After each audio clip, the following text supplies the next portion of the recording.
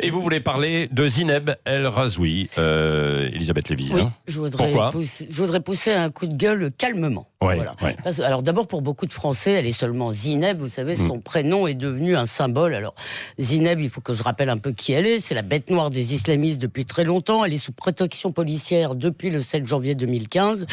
Et c'est une Depuis journaliste. Charlie. Hein, ouais. Depuis Charlie, voilà. Voilà, c'est ça. C'est Charlie où elle était journaliste. Hein. Voilà, non mais il faut le préciser. Ouais. Voilà. Et c'est une journaliste et militante qui est devenue la femme à abattre sur les réseaux sociaux depuis le 5 novembre, le jour où elle a affirmé sur LCI, alors je vais citer précisément, que la police avait droit à la légitime défense et devait pouvoir, comme aux États-Unis, tirer à balles réelles quand elle était victime d'un guet-apens. Ouais, bon, c'était pas très judicieux, il faut le dire, comme déclaration, quand même. Bon, Elisabeth. si seuls les propos judicieux étaient autorisés, les médias devraient tous fermer boutique Ouais. et tous les rappeurs seraient en prison, accessoirement. Alors, on aurait pu, comme vous venez de commencer à le faire, discuter les déclarations de Zineb, lui objecter que la France n'est pas l'Amérique, on aurait pu même vraiment la critiquer durement, ça ne me gêne pas.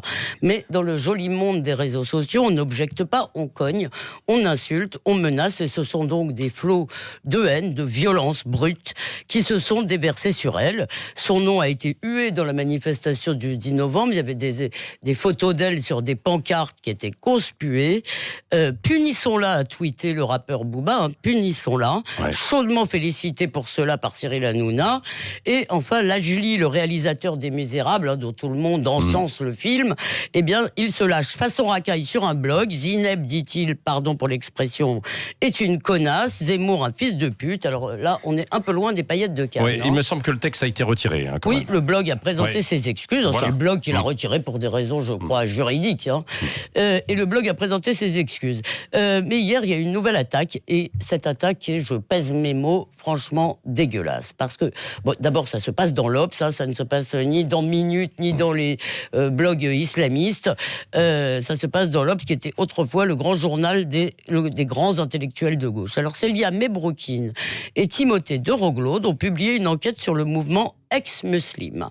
Le message qui est répété par ce papier, il est répété dans les titres, il a été martelé dans des tweets, on le voit absolument, le mot est cité 15 fois dans l'article. Eh bien, le message, c'est que ces musulmans, comme Zineb et d'autres, qui défendent leur droit à l'apostasie, qui défendent leur droit de critiquer l'islam, donc à l'apostasie, à quitter leur religion, à critiquer l'islam, eh bien, ils flirtent avec l'extrême droite et la fachosphère.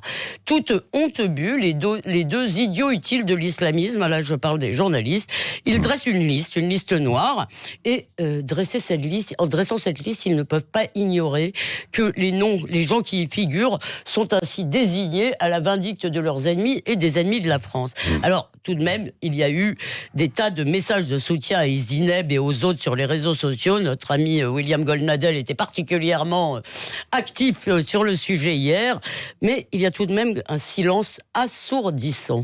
Où sont les féministes ? Il y avait 50 000 manifestants à Paris samedi contre les violences faites aux femmes, et pas un, pas une contre les violences faites à Zineb. Eh bien, il y a une explication, si vous voulez, à ce deux poids, deux mesures, à cette indignation très sélective, c'est que pour le féminisme intersectionnel d'aujourd'hui, il y a un seul ennemi. Cet ennemi, c'est le mâle blanc. L'islamisme, c'est l'ami des femmes, forcément, puisqu'entre victimes, on se comprend. Alors, vous savez, leur mouvement, vous savez comment il s'appelle Nous Toutes.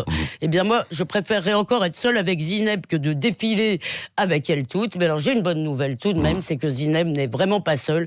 Il y a des milliers, des millions de Français qui la soutiennent. Oui. Merci. Sans forcément être d'accord avec elle. Voilà, absolument. Le regard libre chaque matin d'Elisabeth Lévy. Dans un instant.